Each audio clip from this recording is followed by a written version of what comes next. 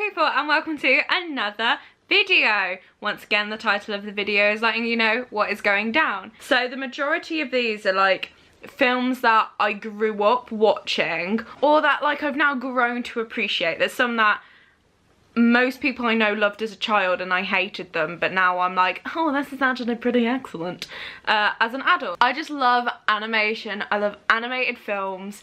I think it's such a incredible art form, and it just really annoys me when people are like, oh, they're just kids films, because they're not. They're emotional, and they are kids films, but they're family films above all else. Like, there's so many things that I've learned from animated films as a child and have gone back and watched as an adult and learned a completely different lesson. And I think that is the magic of animation. They are for everybody and we all take something from them. So without further ado, the first one is The Land Before Time. This is arguably my favourite, and I say that because there are others that I love, but as a child I watched The Land Before Time, 1988 if anybody cares, and all its subsequent sequels so many times. I'll give the plot, I'll give the synopsis. I'm looking on IMDb, that's why I'm looking down. So an orphaned brontosaurus named Littlefoot sets off in search of the legendary Great Valley, a land of lush vegetation where the dinosaurs can thrive and live in peace. Along the way he meets 4 other young dinosaurs, each one a different species, and they encounter several obstacles as they learn to work together in order to survive. What an amazing lesson to learn. Like overcoming prejudice and learning to work together, forming friendship bonds to overcome an obstacle, and like all that stuff. What an amazing lesson for a young child to learn. That being said, spoiler alert if you haven't seen it, Littlefoot's mom dies, and I watched this recently whilst kind of I started rewatching some of these as like now a 23-year-old, and man, I can never remember sobbing like I did when I was like, I bawled my eyes out at that scene. Like, and it wasn't even just like a little, oh, I'm crying. It was like, it was streaming down my face. And I could never ever remember having that reaction as a child. I mean, I must have done, because my mum and dad never ever sugarcoated anything for me. Like, if I didn't like it, I just turned it off. But I watched all of The Land Before Times. I think I still actually have all of them on video. Up to about 10 I think I still have on VHS. So, I mean, who's cool, guys? Me. I'm cool. The Land Before Time just meant so much to me, and I don't know whether people are aware of this, but at Universal Studios back in the 90s, I'm pretty sure it is opposite where the Mummy is now.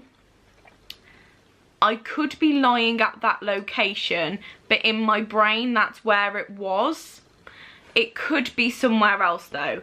As I said, truthfully, I can't remember. And it doesn't exist anymore, but they used to have like loads of props from films. So they had like a motorcycle from Terminator and like whatever. And I will insert the picture here. Yeah, that's me at 4 years old, turning 5 that year, trying to get through the gate, the barricade, trying to get to Littlefoot, Sarah, and his Littlefoot's grandparent. That's how much I loved The Land Before Time. The next one is An American Tale, 1986. Fievel is a young Russian Jewish mouse separated from his parents on the way to America, a land they think is without cats. When he arrives alone in the new world, he keeps up hope, searching for his family, making his friends, and running and dodging the cats he thought he'd be rid of. So essentially, so these past two are Don Bluth, and the next one is a Don Bluth film too.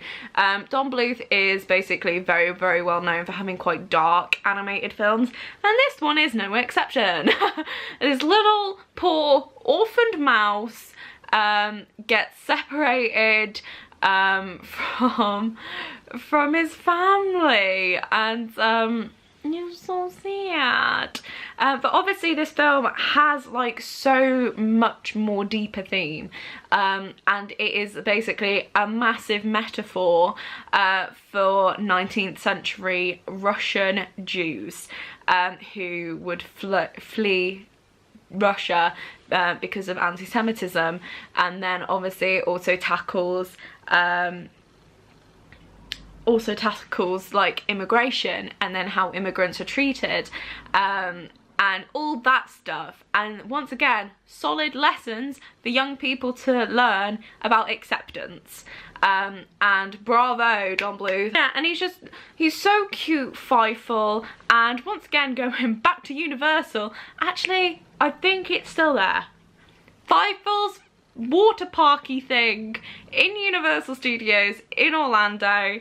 Man, did I have some good times as a child in that water park. I just love Fievel. The next one is Anastasia, 1997. Now this is actually one of those films that I was terrified of as a child, and I believe it was because of Bartok the bat thing, and obviously Rasputin was quite scary for little Kara. Little Kara did not like that. So up until relatively recently, didn't realise Anastasia was actually based on a true story. I mean, like, and it's one of those, within the last couple years, I found out that it was based on like a true story of these two con men, and this person coming forward saying that she was one of the long lost members of the Russian royal family. Let's read the description. The daughter of the last Russian Tsar Nicholas II, Anastasia is found by two Russian con men, Dmitry and Vladimir, who seek the reward of her grandmother, the Dowager Empress Marie, promised to the ones who'll find her. But the evil mystic of the Tsar family, Rasputin, still wants the Romanov family to be destroyed forever. Yeah, so didn't know that was actually based on a true story, but it is. So in case you didn't know, now you know. We're not taught this in history in school, and actually if you are a fan of true crime and true crime podcasts, My Favourite Murder actually, I think it was Georgia, did the Romanov family on an episode. I think it was June this year, June 2018, around then. So it's really interesting. Equally look into it yourself, because it's very interesting, very horrific. Obviously this is an animated film and didn't go through what actually happened to the family, because it's quite horrific. This is obviously the joyous story of maybe possibly one of the Romanovs surviving, and etc. But I watched it recently and I now love it. I listened to the Broadway, because there's a Broadway show in case people don't know, and the soundtrack is amazing. Cast recording is what it is, and I was there like, I could not remember any of this happening in Anastasia. I can't remember any music from Anastasia, anything, just because I remember being scared. So like, I think must have blanked everything else out. So listen to that, then watch the film, and was there like, I actually really like it, because you know what, she held her own against 2 con men. Does Anastasia, she is a strong, independent woman, and you know how we feel about strong, independent, sassy, animated women on this channel. We freaking love them. So Anastasia is a big one now for me. The next one, arguably, this is up there as my favourite too. The story's heartbreaking. The story's also biblical. It's The Prince of Egypt, 1997. Oh, 98. Oops. That would have been such a good thing and I ruined it. So obviously it's the tale of Moses and then like the burning bush and the parting of the Red Sea. But I'll read what IMDb has to say. This is the extraordinary tale of 2 brothers named Moses and Ramesses, one born of royal blood and one an orphan with a secret past. Growing up the best of friends, they share a strong bond of free-spirited youth and good-natured rivalry, but the truth will ultimately set them at odds, as one becomes the ruler of the most powerful empire on earth and the other the chosen leader of his people. Their final confrontation will forever change their lives and the world. Obviously there are some differences from the story in Exodus to the animated film, but I still think it gives like the solid message that Moses was the chosen one from God to free his people, let my people go. Yeah, it's just a solid film. It's so beautiful. Like, it's one of the most beautifully animated films, I think, of all of these ones. I think it's just truly spectacular. Like, it's so beautiful, and I believe it was the most expensive non-Disney animated feature film ever made at the time, which was later beaten out by Final Fantasy The Spirits Within in 2001, so that's a fun little fact for you. Also won an Oscar for best song. Who knows what miracles when you believe, which I believe was Whitney Houston, so let's not carry on singing that because you don't have pipes like Houston, Cara. The next one, I feel like nobody ever really mentions, and it was only up until my late teens that I found somebody else who also loved this film. Balto, 1995. It was one of my favourites growing up. So much so, when I was in New York, I didn't have time to go, but I really wanted to find the Balto statue that Miriam Margolyes, who's in the film, sits next to. I wanted to find that statue and just like kind of thank Balto, really. I love the film so much, and it's such a wonderful story. So a half-wolf, half-husky named Balto gets a chance to become a hero when an outbreak of diphtheria threatens the children of Nome, Alaska in the winter of 1925. He leads a dog team on a 600-mile trip across the Alaskan wilderness to get medical supplies. The film is based on a true story which inspired the Iditarod dog sled.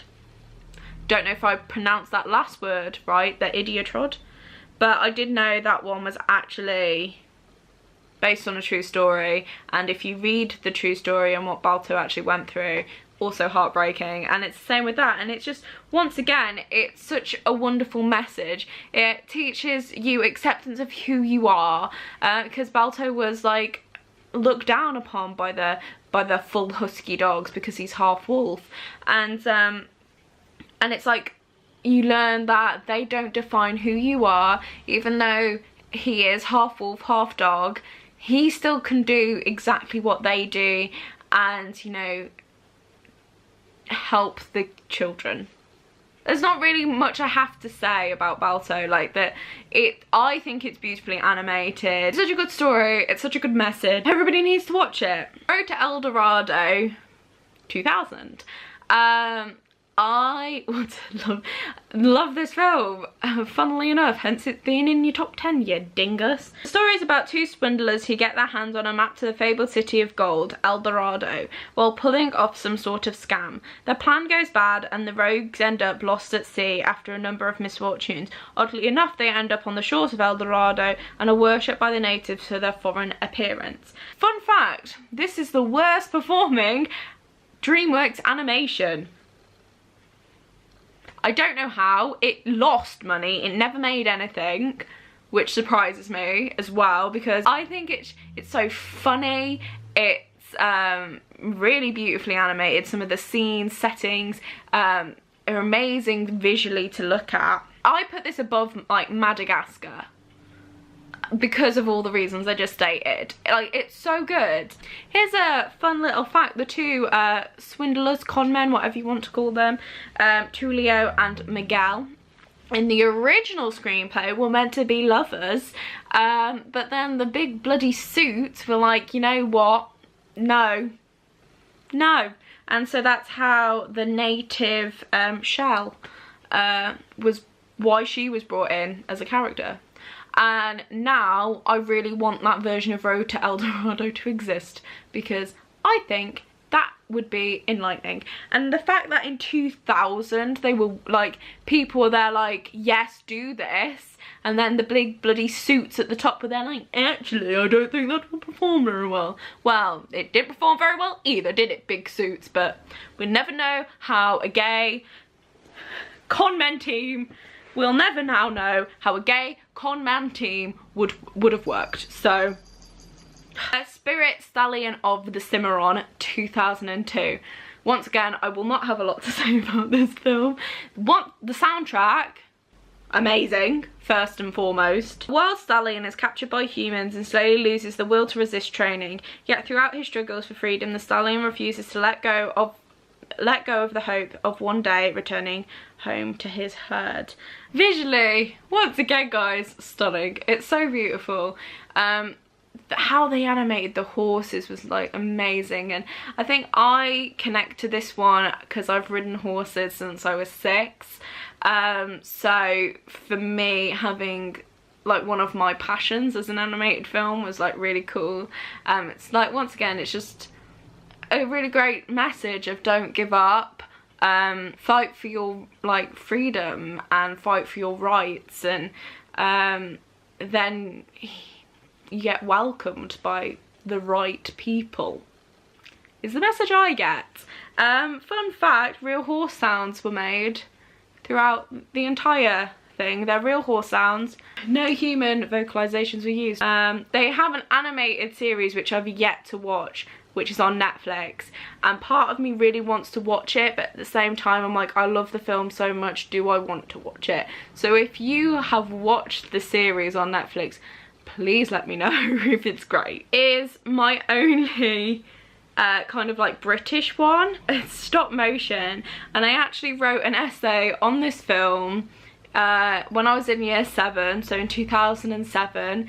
And I watched the film. I've probably watched this film probably like in the hundreds of times.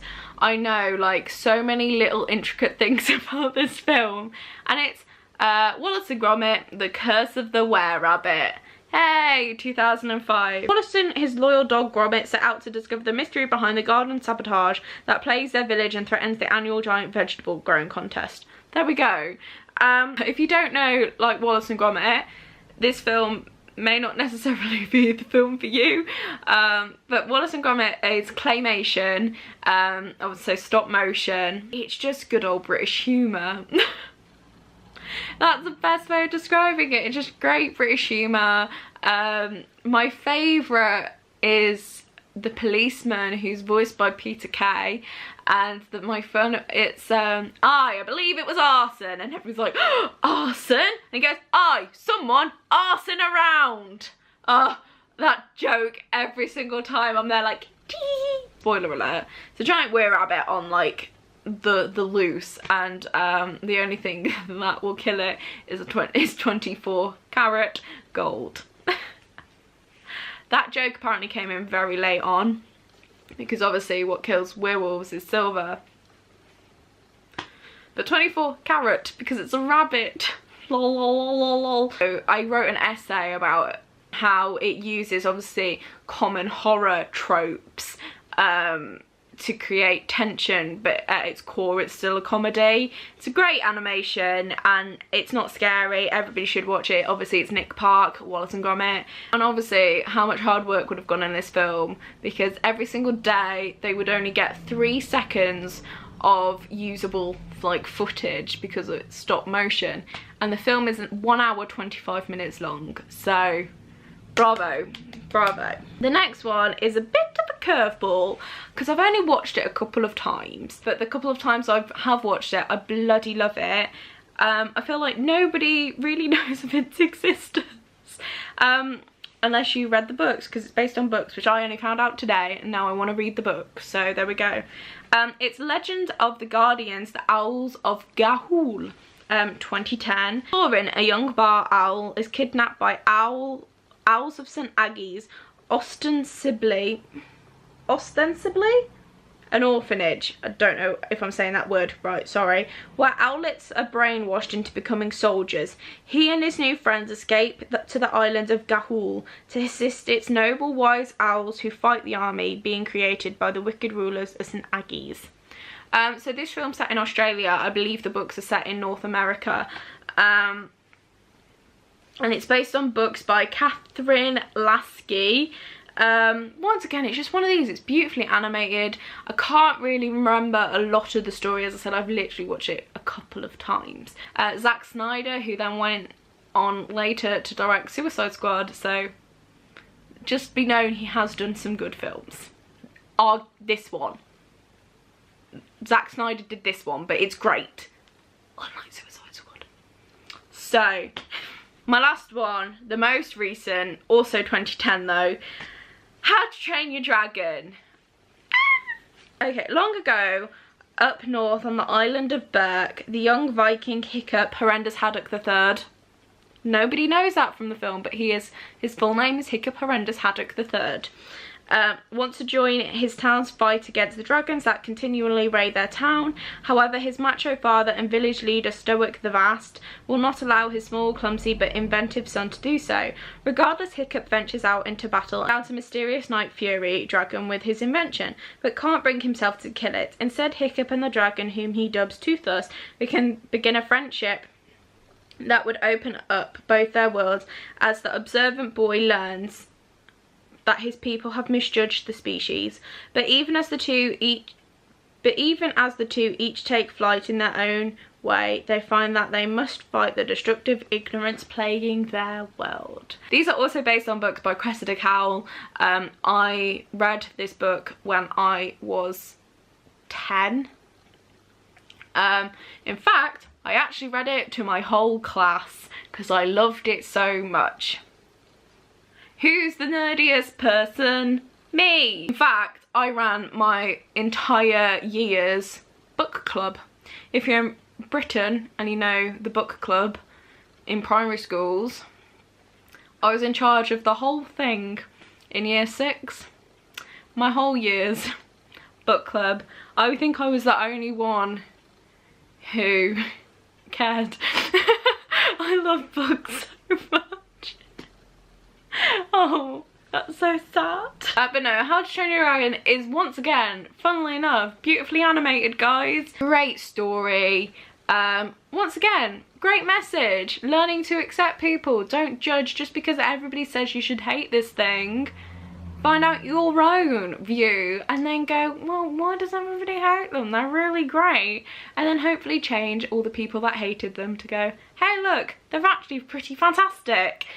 Great message. And the sequel's amazing. And there's a third one coming out. Praise! Anyway, I've rambled on for long enough. As usual. But if you like this video, please give me a good thumbing. Please feel free to hit that subscribe button down below too. And let me know what are your favourite non-Disney animated films. It would really be cool because I know I'm very much Disney through and through. I just love animation in general though. And there's some bloody cracking non-Disney animated films out there as well. So let me know what yours are. Thank you very much for watching and I'll see you very soon. Bye!